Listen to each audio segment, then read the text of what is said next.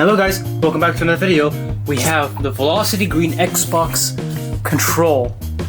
Now of course behind me we have the stuff here, but we're gonna unbox it and I'm gonna finally show you like how this thing looks, and this is how it looks like. Alright, let me unbox it. Alright, here is the box. Now we're just gonna take this and I like how easy it is to open it.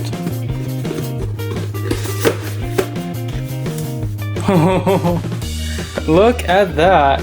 That is quite nice indeed.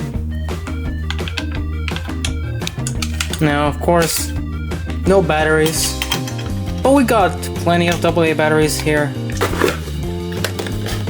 This is built into the thing. Yeah, pretty much that.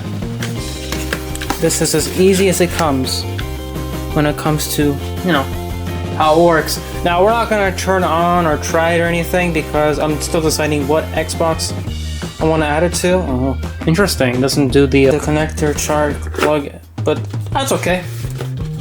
Alright, well guys, that's controller.